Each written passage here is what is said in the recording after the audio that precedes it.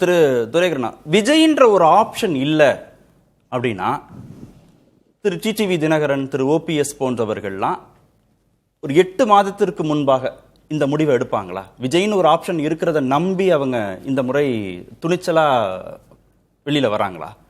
இல்லை, அப்படி ஒரு பார்வை பொதுவெளியில் அரசியல் தளத்தில் உருவாயிடுச்சு. அதற்கு மாற்று கருத்தே இல்லை.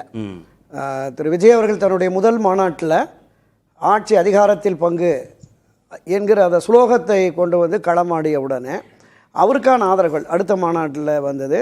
பொதுவெளிகளில் மக்கள் மத்தியில், இளைஞர்கள் மத்தியில், குறிப்பாக கல்லூரி மாணவர்கள் மத்தியில் அவருக்கு இருக்கிற அந்த செல்வாக்கு என்பது குறைந்தபட்சம் ஒரு 8-10% அவரால் பெற முடியும் அப்படிங்கிற ஒரு பார்வை வந்துருச்சு. இப்போ தமிழ்நாட்டில் இப்போ கடந்து நடைபெற்று முடிந்த 2024 என்பது நாடாளுமன்ற பொதுத் தேர்தல்.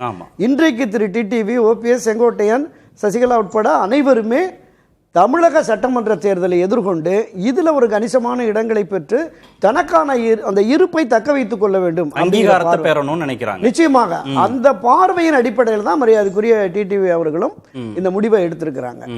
எனவே இந்த முடிவுக்கு பொதுவெளிகளில் இப்போ அமமுக என்கிற அரசியல் கட்சி இல்ல முடிவு அவர் புகழேந்தி சார்ட்டை கேட்கும்போது நல்ல முடிவு, ஆனா ரொம்ப லேட்டா எடுத்திருக்காருன்னு சொன்னார்ல. உங்க அப்சர்வேஷன்ல இல்ல இது நல்ல முடிவா நின்னு நிதானிச்சு எடுத்திருக்காரா இல்ல அவசரப்பட்டிருக்காரா? இல்ல இல்ல இல்ல அதான் அவரும் காலம் கனியும் என்று காத்திருந்தார். கனியவில்லை, கனியாதுன்னு நம்பி முடிவுக்கு வந்துட்டாரு. ஆமா, கனியாதுங்கிற முடிவுக்கு வந்துட்டாரு, தேவையில்லைங்கிற முடிவுக்கு வந்துட்டார். இனி பாஜகவுக்கு ஒரு மிகப்பெரிய அளவுல தென் மாவட்டங்களையோ டெல்டா மாவட்டங்களிலும் இல்லை. ஏன்னா இவரே ஒரு 40-42 தொகுதியில் கணிசமான வாக்குகளை பெற்றார். அண்ணா திராவிட முன்னேற்ற கழகத்தினுடைய வெற்றியை, திரு எடப்பாடி பழனிசாமி தலைமையிலான அதிமுக வெற்றியை பாதிப்பதில் 2021 திரு டிடிவி தினகரனுடைய அந்த செல்வாக்கு என்பது நிரூபிக்கப்பட்டது. இப்போ இன்றைக்கும் கூட என்டிஏ அணிக்கு இவ்வளவு சதவீத வாக்குகள் என்பது டெல்டா மாவட்டம், தென் மாவட்டங்களில் திரு ஓபிஎஸ், திருமதி சசிகலா, டிடிவி தினகரனுடைய ஆதரவு வாக்குகள் அவங்களும் சேர்ந்ததுனால, நிச்சயமாக அவர்களும் சேர்ந்ததுனால தான் இந்த அளவுக்கு ஒரு 18% வந்தது. அதுதான் இருக்கு. இப்போ பாஜகவுக்கு என்று தனித்து பார்த்தீங்கன்னா ஒரு 4%-5% தான் இருக்கலாம்.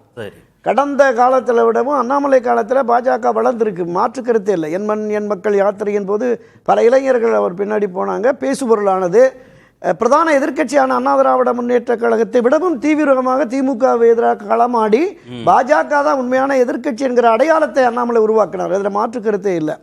அவர் தனி கட்சி காண்பாரா அப்படிங்கிறது எனக்கு சந்தேகமாக தான் இருக்கு. ஒரு தேசிய கட்சியினுடைய மாநில தலைமையாக இருந்துட்டார். அவருடைய அரசியல் பயணம் இன்னும் 20-30 ஆண்டுகள் போகலாம். அந்த தேசிய கட்சியில் தேசிய அளவிலான பொறுப்புகளோ இல்லை. இதே அண்ணாமலை பாஜகவை விட்டு வெளியே தனி கட்சி தொடங்கினால், ஆமா ஆமா, திரு ஓபிஎஸும் திரு டிடிவி தினகரனும் விஜய்க்கு கொடுக்கிற முக்கியத்துவத்தை விட திரு அண்ணாமலைக்கு கொடுப்பதற்கான சாத்தியக்கூறுகள் இருக்குன்னு நம்ம பேசணும். ஒருவேளை வந்தால், திரு அண்ணாமலை வெளியே வந்தா, ஆமா, அல்ல அது ஹேஷியங்களாக அது வருது, அது பல இடங்கள்ல வருது. இதையும் தாண்டி இன்னொரு தகவலும் சொல்றாங்க. அண்ணன் திரு எடப்பாடி பழனிசாமியை முதலமைச்சராக ஆக்குவதுதான் நம் கடமை அப்படின்னு எல்லாரும் களம் இறங்குங்க திருநெல்வேலியில் அப்படின்னு சொன்ன போது, இதற்கு பின்னணியில் அந்த சேலம், ஈரோடு, அந்த கொங்கு மண்டலத்தை சேர்ந்த மிகப்பெரிய ஆளுமைகள், மிகப்பெரிய தொழிலதிபர்கள், மற்றவர்கள்லாம் ஒரு சமுதாய அமைப்பு திரு அண்ணாமலையவும் இந்த பக்கம் கொண்டு வருவதற்கான முயற்சி இருக்கிற பார்வையும் இருக்கு. நம்முடைய அருமை சகோதரர் புகழேந்திக்கு அதுவும் கூட தெரியும். இந்த மாதிரி 2 விதமான லாபி இருக்கு. அவர் மாநில கட்சியை தொடங்கி சக்சஸ் பண்ண முடியுமா? ஏன்னா இன்றைக்கும் நான் பார்த்துக்கிட்டு இருக்கோம், மிகப்பெரிய ஜாதிய பின்பலத்தோடு வந்த பாட்டாளி மக்கள் கட்சி, மிகப்பெரிய இளைஞர்கள் ஆதரவோடு வந்த மதிமுக, மறுமலர்ச்சி திராவிட கழகம், திமுகவிலிருந்து செங்குத்தாக பிளவுபட்டதுன்னு மரியாதைக்குரிய சங்கரையா சொன்னார். இப்ப அடுத்தடுத்த கட்சிகளை பார்க்கிறோம். திரையுலகத்திலிருந்து வந்த பலரையே தாக்கு பிடிக்க முடியல. அதனால இவரால் முடியுமா அப்படிங்கிறது சந்தேகம். இப்ப இந்த தாவேகா பிரமுகர்கள் 1-2 வியூக வகுப்பாளர்கிட்ட நான் கடந்த 2 தினங்களா பேசிட்டு இருக்கோம். அவங்க என்ன சொல்றாங்கன்னா, 2வது அணி அவர் சொன்னார்ல மாநாட்டில், டிஎம்கே வெர்சஸ் டிவிகே அணி தான் அப்படின்னு, அதை நோக்கி நாங்க பயணிக்கிறோம். எனவேதான் இவர்களை எல்லாம் அரவணைத்து ஒரு மெகா கூட்டணியை கட்டமைத்து விட்டால் இந்த அதிமுக பாஜக கூட்டணி 3வது இடத்துக்கு போயிடும்.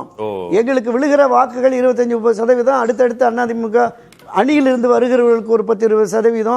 இது வர்ற பொழுது ஒரு கூட்டணி ஆட்சியை உருவாக்குவதற்கு எங்களால் முடியும் அப்படின்னு இந்த வியூக வகுப்பாளர்கள் பேசுறாங்க. அன்டெஸ்டட் ஓட் பேங்க்ல விஜய் அதை வச்சுக்கிட்டு அவங்க சொல்றத வச்சு எப்படி இவங்க நம்புவாங்க? அதான் சொல்றேன், ஒரு பெரிய எதிர்பார்ப்பு இருக்கிறது. திரு ஓபிஎஸ்ஓ திரு டிடிவி தினகரனோ அரசியல ரொம்ப காலம் இருக்கக்கூடிய தலைவர்கள், நிச்சயமா பல தேர்தல்கள்ல கண்ட தலைவர்கள், ரொம்ப அனுபவம் மிக்கவர்கள். அவங்களுக்கு மற்றவர்கள் சொல்வதை விட கூர்ந்து கவனிக்கக்கூடியது அதிகமா சரியான பார்வை. அப்போ அவங்க விஜயின்னு ஒரு ஆப்ஷனை அவங்க எடுப்பதற்கு முன்பாக எத்தனை முறை யோசிப்பார்கள் அந்த முடிவை கூட்டணின்னு எடுக்கிறதுக்கு முன்பாக? எதிரியை களத்தில் வீழ்த்துவதற்கு எந்த ஆயுதத்தையும் எடுக்க தயார். யார் நிலைப்பாடு? யார் எதிரி? திமுகவா எடப்பாடி? இல்ல அண்ணா திராவிட முன்னேற்ற கழகத்திலிருந்து கட்சியினுடைய துணை பொதுச்செயலாளர் இருந்த டிடிவி தினகரனை நீக்கியது, கட்சியின் பொதுச்செயலாளர் என்று தேர்ந்தெடுத்து விட்டு சசிகலாவை நீக்கியது, கட்சியின் பிரதான ஒருங்கிணைப்பாளர் ஓபிஎஸ்ஐ நீக்கியது, அவர்களை ஒருபோதும் சேர்க்க முடிய மாட்டேன்னு கட்சி கரவேட்டு கூட கட்ட முடியாத ஒரு நிலையை உருவாக்கி இன்னும் பிடிவாத நிலையில் இருந்தால் அவரை வீழ்த்துவதற்கு தான் களமாடுவாங்க. அதுதான் வீழ்த்துவதற்கு நிச்சயமா அதுதான் நடக்கும். இன்னொரு பார்வை இருக்கு. பாரதிய ஜனதா கட்சியோடு அண்ணா திராவிட முன்னேற்ற கழகம் கூட்டி அணை அமைத்த உடனே என்டி அணியை கலகலத்து போயிடுச்சு. பாமக அப்பா பையன் கட்சின்னு போயிடுச்சு. இன்னும் இருக்கிற தேமுதிக நிலைப்பாடு அது இங்க இல்ல, இருந்தாலும் போயிடுச்சு.